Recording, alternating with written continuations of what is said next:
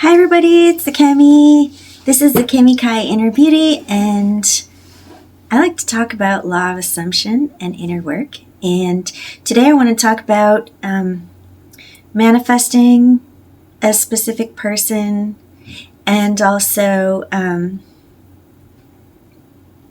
like some things to do and some things not to do. Okay, so if you're using Neville Goddard and you're I'm going to the gym later, so I have like my sweatbands. If you're manifesting for a specific person, which is what a lot of people do for Neville Goddard, law of assumption, manifestation, right? A lot of people are trying to manifest like their soulmate or their partner, their life partner. They want to get married. They want to have a happy ever after. So people use Neville Goddard kind of work to manifest that. So let's talk a little bit about that. What is that? What's actually happening when we're doing that kind of manifestation work? So when it comes to timelines, so sometimes people are trying to manifest someone that they already know. It could be an ex or somebody that they have some kind of a rocky relationship with that they want to repair. That's really common. Okay, so one of the common misunderstandings, it's like when you're trying to manifest a specific person using Neville Goddard style manifestation, law of assumption, you're not actually trying to change the person that you know in your life who's maybe told you, like, maybe they broke it off with you, or they said they just want to be friends, or it's never going to happen, or something like that. Maybe they're with someone else. I don't know. You're not actually trying to change them, right? You're not trying to change them because, remember, the 3D is old. It's old, and everything is a reflection of you and your mind. So if someone that you're wanting to come into harmony and union with is with someone else, then you ask yourself, what is this showing me? It's a mirror, right? Like, so that I believe that I'm never chosen, that I'm not worthy of being chosen, that I'm not good enough, right? If they're telling you they just want to be friends and so you're experiencing rejection, then it's like you're assuming that every time that I'm in love with someone, they reject me, right? Or everyone that I'm in love with doesn't like me back, right? These are the assumptions you're going to go looking for to correct, right? Because we fix the outer by fixing the inner. So what was the other example that I gave? Like they told you they just wanted to be friends or something? Same thing, kind of rejection, right? These are very current themes that are like locked into our subconscious that we're just repeating over and over and over. And the thing is, you want to like get your head in the right space, right? And remember, like the 3D is old. It's just reflecting to me my own thoughts and assumptions about life, about how life is, about how I am, about how the world is, about who I am in the world. And so it's reflecting back to you like what you believe about relationships and what you believe about yourself in relationship, right? And those are the things that you need to challenge. You're not challenging the actual person, right? You're not like arguing with them. You're not like texting them and telling them like, hey, like, no, I don't want to just be friends. Like you're not doing that, right? What you're doing is viewing it all as a conversation with yourself. Like, what's going on in here? What are my assumptions that are causing me to experience this reflection, right? And this is the thing that I think people get stuck with because they think that they're trying to change the person in 3D. No, you're trying to change your assumptions and your subconscious so that you shift to a different version of yourself that shifts to a different timeline. Because all possibilities exist, you're shifting to a different timeline where that person has a different response to you and a different relationship to you because they're mirroring what you assume. Does this make sense? Let me say it again, because this is like the crux point that I feel like people don't get. Okay, let me say it again. If I'm experiencing some kind of a heartbreak and I'm longing to come into union with a certain person and I want to experience soulmate love, and what's reflecting back to me is, I don't want you. I'm choosing someone else. I'm not choosing you. I'm rejecting you. Then you don't try to change that person. You come back to yourself and you look at everything as a mirror. The 3D is a mirror and it's old. It's reflecting back to me my assumptions about myself and relationship and what's possible for me. And it's showing me my self-concept. What's my self-concept? How can I update my self-concept? How can I heal my self-concept? How can I upgrade my self-concept so I can shift to a higher timeline where I have a different storyline? Because every storyline possible is available to me in the Matrix. Every single one. Every possibility. The storylines where I am rejected are all here, and I can ride those to death. I've been riding them my whole life, maybe. Maybe I've been riding them for multiple timelines. But there's also other stories possible for us. And if we switch our thinking that we're running on autopilot, what does Neville call it? It's like your self-talk, right? It's your inner conversations is what Neville calls it, your inner conversations.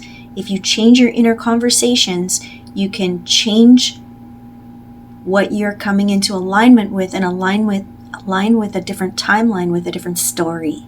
So that's what we're trying to do. We're trying to align with a different version of ourselves, a different story, a different possibility here. And we've probably been stuck in a rut for a really long time because our inner conversations are just normal to us and they repeat on autopilot without us examining them. And they're just manifesting over and over and over. And our 3D is old, and our 3D is just showing back to us what our inner conversations are. So if we want to change how we're experiencing our significant person, whether they're not there or people are rejecting us or they're always choosing someone else, then we have to come back to ourselves and say, what am I assuming? And what's going on in my inner conversations? And how can I change my self-concept so that I can have a new story? So that's what we're trying to do. So let me give you some examples of how you do it. Neville says you live in the end. What does that mean? It means you use your imagination to imagine what would it look like if I had what I want? How would I feel? And then you embody that and you feel the feeling state and you speak out statements. You change your inner conversation to match that. So I would say, I'm always chosen. The people that I like always like me back. I always experience love. There's love everywhere available for me. Love comes to me easily. Love comes to me from all directions, from pets, from friends, from myself when I look in the mirror, and from the person I love. We're happily together. We're married. We have a family. We travel together, whatever your desires are. We are happy. We laugh a lot. I'm so glad that my person loves me unconditionally, and we have such an abundant relationship, and it's so lovely. You talk from the end. I'm so happy that I have the relationship that I always wanted. It feels so good, right? You speak from the end, and those are your affirmations. Those are your manifestation statements.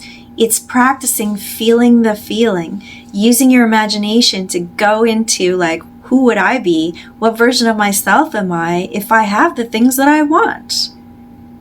And then you are in gratitude and joy instead of lack. Does it make sense? I hope it makes sense. I hope that helped. I'll see you next time. Bye. Hi guys, I wanted to do some riffing.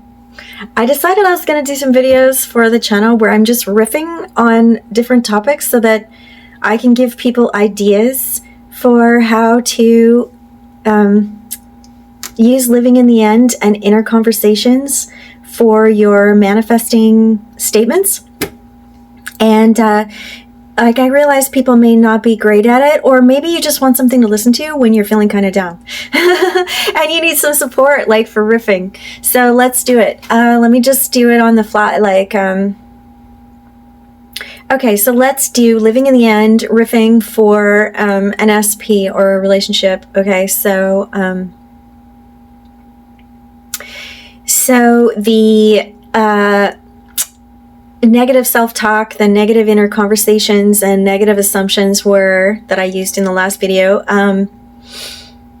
not being chosen, not feeling like you're enough, being rejected. Okay, so that's pretty common. Those are some pretty common themes that everybody has, right? So let's do riffing on how that looks to turn them around. Okay, so I'm just gonna play with it.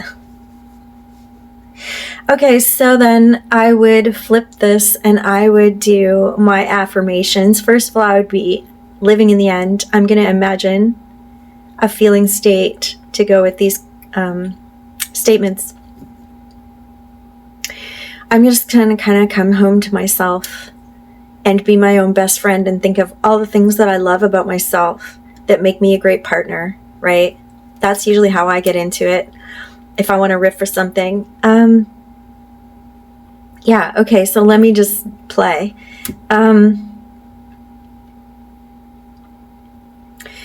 Everybody that I love loves me back. I spread love in the world and it gets reflected back to me. Everywhere I go, I see love reflected back to me because love is what I'm putting out into the world. Love comes to me from all directions all the time, from animals, from nature. I'm in a constant state of gratitude and I see everything reflected back to me all the time. I'm always chosen by the people that I choose. The people that I choose me in return. I'm loved by the people that I love. I'm chosen by the people that I've chosen. I'm sweet. I'm kind. I'm generous. I see that reflected back to me in the world. I see sweetness, kindness, generosity reflected back to me in the world. Everywhere I go, I am valued for what I'm putting out there. People value me. When I show up, my contribution is received well and valued. Everywhere I go, I'm paid well for the things that I contribute. I show up and I'm paid just for being myself and showing up for what I bring. I am bringing light and good energy everywhere I go, and that's what's being reflected back to me everywhere I go. I'm happy in my life. I'm joyful in my life. I don't have to worry anymore about being loved or being chosen. I'm happy. I'm chosen. I'm loved. Everywhere I go, I'm loved. I'm chosen. It's reflected back to me everywhere I go. I remember in the old days, I used to worry about those things, but I don't worry about them anymore. Everywhere I go, I see love reflected to me in the world. Generosity, abundance, it's always flowing to me. People smiles. When I smile, people smile back. Okay, that's a big one. Neville Goddard talks about the mirror. He says when you look into a mirror, the mirror doesn't smile at you. You smile first. So this is really important for our manifestations. You smile first and the mirror shows you a smile back. So you show up and generate into the 3D and the 3D mirrors it back. Okay, so I hope this is helpful. I'm trying to think if I can do some more about like money. I like to use these ones, and this has come true for me in my life. Like, I get paid just for showing up. Like, who I am is the value. All the work that I've done, everything that I've poured into myself, everything that I've done to make myself valuable, that's what I'm paid for. I show up and I bring that value everywhere I go, and I'm valued and I'm paid for showing up. I'm paid for being there. Me being there is the value. Me showing up and giving generously of myself and my energy and my time, that is what is rewarded and valued, and it comes back to me from every direction. I'm paid for coming to things, for showing up to things, for speaking, for sharing my point of view. all of that is compensated really well. I'm paid really well for my time. I'm valued everywhere that I go. My work is valued. I'm valued in the workplace. I'm valued by my employers. I'm valued by everyone who they seek me out to want to have me there, to want my contribution, to pay me well for my contribution. Can you see it? I'm trying really hard to just make this up on the fly. I feel a little bit self-conscious doing it, but I hope that you can see, like, this is how it goes. It can be hard to riff if you're having a down day, okay? So I recommend a lot of naps. If you get into a lower state of energy, this is what I've noticed. If you get into a lower state of energy, you're tired, like you're physically tired or hungry or something like that, your energy levels drop, right? And then your mind state tends to drop. Check in with yourself and see if that's true. It's true for me. So in those times, you just go for remedial self-care, right? Like naps, food, water, walks, go to the gym, whatever. Like, don't force yourself to try to live in the end when you're like really tired and need a nap. Do you know what I'm saying? And then when you take care of your body and your energy levels are good and you go outside in nature and you're like enjoying the sunshine and the trees and the air and stuff, then it's a little bit better of a environment for you to riff on the things that you want to either keep experiencing in your life. Like I do it for things that that are already going well. Like I love my job, for example. I have a job that I love and I have had it for 5 years now. And I love my job. Like I love what I do. I love going there every single time. Like literally every time I go to work, I'm like happy when I go, and I'm always like, I love this neighborhood where I work. It's so beautiful. Like I love coming here. I go there early to be able to walk around the area. Like I'm not kidding you. This sounds so ridiculous, right? If you don't like your job, but that's how I feel. Like I've actually manifested a situation where I love who I work for. I love what I do. I love going there every single time, and I love my pay and I enjoy it. And every time I get paid, I feel happy. And then I really enjoy planning out like what my budgeting is and how I'm going to spend it every time. Like it's fun for me. And that wasn't true for me in the earlier part of my life. So I riff on gratitude for what I already have too. Once I've manifested something, like I don't just riff on things that I want to shift and change into a different experience. I also riff on the things that I am experiencing that have shifted, right? And I think gratitude is a really important practice. And I have a practice of doing like 15 gratitudes. I'll just do like, especially if I catch myself like I'm not in a good mood, or I'm tired, or I don't know, like my mind is wandering and I've gotten into a funk or something, I will be like, oh, like do 15 gratitudes. And if you're really tired, just do 5, like whatever you can manage. It really helps. Yeah. So, is there anything else I want to riff on? Like, health, let's do health. I didn't do health before. So relationship, finances, and health. Health is another big one. Okay, so health is, let's just do that. I'm in the state of health that I always wanted to be in. I have achieved the state of health that I always wanted to be in. It feels so good. I'm so happy to be in this state of health. I am vibrant. I have lots of energy. I love the foods and the supplements that I'm taking into my body. My body is responding to those things vivaciously and like giving back to me. I'm able to do all these things that I want to do. I feel good. I feel good when I wake up. I feel good when I sleep. I sleep well. I enjoy eating. I enjoy the things that I'm eating. I enjoy the things that I'm putting into my body. I feel good about the things that I'm putting into my body. I enjoy exercising my body. I enjoy moving my body. My body is flexible. My body is strong. My body is youthful. Those are things you can do. Okay, so we did relationship, money, job, and health. So hopefully that gives you some ideas. If you have, and you can also use this on relationships with like extended family or people at work, like coworkers or things. Like it doesn't have to be people that you're in a really close, intimate relationship with. Like For example, one time I remember having like kind of a conflict, kind of like some kind of clash or something going on with somebody at work that I didn't even have direct, like it wasn't directly somebody that I work with. It was somebody in the work environment that was more distant to me, that I felt like there was some like bad feelings, or it wasn't smooth. It wasn't, it wasn't a good feeling coming off that person. So that's a great example. You could do this, or this could be extended family. Sometimes you have like family members or something, like you go to a family gathering or something. Maybe there's somebody there you don't get along with, you don't have a great history with, you don't have a good relationship with. So you can use that with them too. So what you do is you, again, shift into living in the end. So you would just affirm for the opposite, basically, of whatever you're experiencing in the 3D that you don't like, right? So I'm valued and respected at my job. I'm respected at work. People respect me at work. When I show up to work, people respect me. What I contribute is respected. People respect me for what I contribute. This kind of stuff, right? Or for family, could be that person. The people in my family want the best for me. They're always looking for ways to help me out or contribute to my life. They value me as a member of this group. This kind of stuff, right?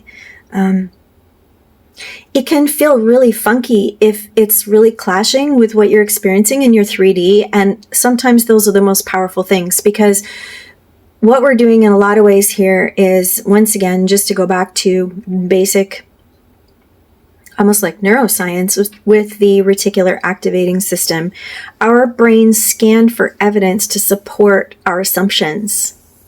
So if you have a history of thinking that somebody in your family doesn't like you, and you think they're out to get you, and you're always kind of looking for evidence to support that once you've formed that assumption, right? So it could feel like a complete lie to say like that person in my family actually really likes me and values me and thinks that I'm an important member of this group, and they're always looking for things to help me. Like that could seem like a total lie. Then do it anyway, because you can begin to look for even the smallest evidence that that's true, and it can begin to shift your perspective. And then once you get stronger and stronger in your new perspective, then it's going to shift your experience. Does that make sense? I hope that makes sense. I hope this is helpful.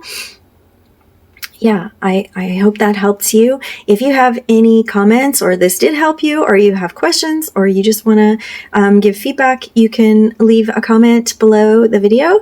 And anytime you like or subscribe or leave comments, it helps support me having like a wider reach for the content that I make, that the algorithm will push it so more people see it. So that's a way that you can help me if you enjoy the content. Okay, have a great day.